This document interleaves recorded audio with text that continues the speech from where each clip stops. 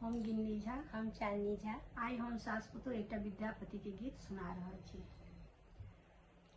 गे माई चंद्रमुखी सन गौरी हमर छठी, सूज सन करी तौ जमाई। गे माई चंद्रमुखी सन गौरी हमर छठी, सूज सन करी तौ जमाई।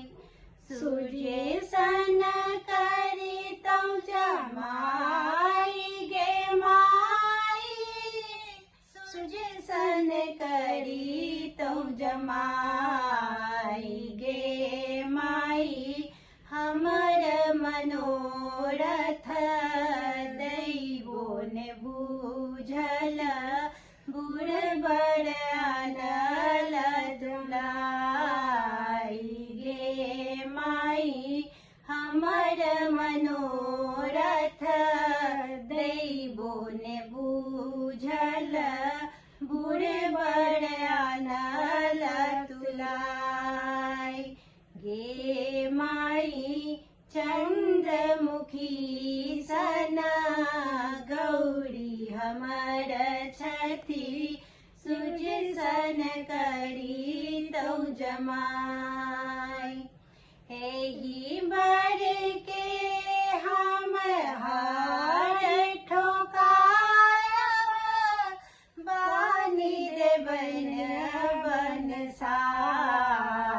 गे माई कानी कानी धिया चिट्ठिया लिखाओल, हरि के कोन अपराध।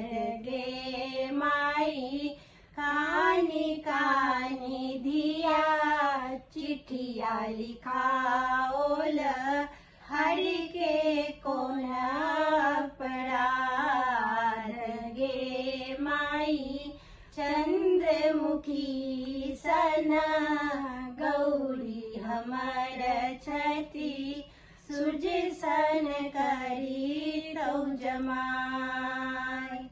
हमरो करम में यह बड़ लिखल, लिखल मिटल नहीं जाई। गे माई भनहि विद्यापति सुनिए मनाइन, लिखल मिटल नहीं जाई। गे माई भनहि विद्यापति सुनिए मनाइन, लिखल मिटल नहीं जाई। गे माई चंद्रमुखी सन गौरी हमर छठी, सूज सन करी तौ जमाई। गे माई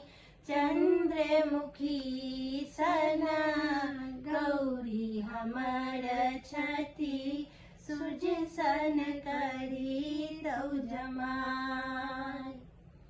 धन्यवाद।